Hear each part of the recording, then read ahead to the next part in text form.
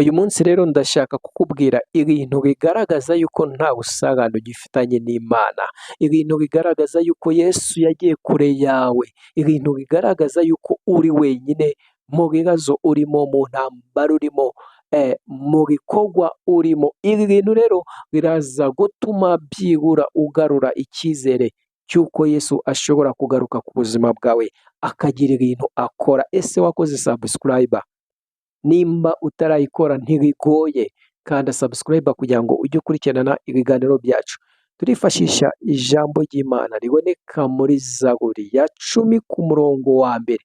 Harimo ijambo rivuga ngo Uwiteka ni iki gitumye undeka, ni iki gitumye uhagarara kure yanjye, ni iki gitumye unsiga hano, ukansiga mu marira, ukansiga mu gahinda.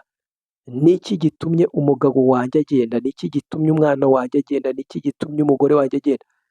Iri jambo niko rivuga ngo ni iki gitumye ugenda, ni iki gitumye unsiga, ni iki gitumye utamfasha mu bibazo ndimo.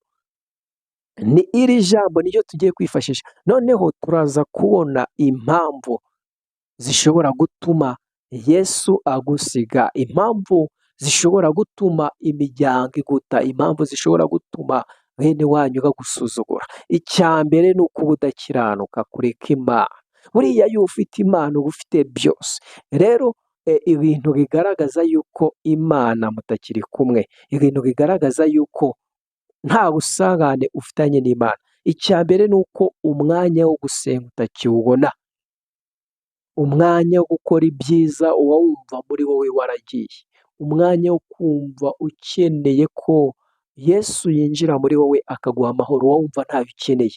Rero igihe cyo gukora ibikorwa byiza muri wowe kiba cyararangiye, igihe cyo kuvuga neza kiba cyararangiye, igihe cyo gukemurira ibibazo babandi bagukeneye, cyo guha ubufasha bariya bagenzi bawe kiba cyararangiye, igihe cyo kuzura n'abantu mukaganira ijambo ry'Imana uba wumva muri wowe nta mwanya urifitiye. Noneho ikiza ku mwanya wa kabiri, ugera ku rwego wumva utagishaka kubaha imico y'iwanyu, kubaha amahame ya sosiyete, kubaha amahame ya famiye yawe, wumva yuko warenze, wumva yuko utagikeneye kumva ikintu kikubwira ngo humura, wumva wishoboye, wumva wigenga. Rero ibyo ni ibintu bigaragaza yuko Yesu yavuye mu buzima bwawe.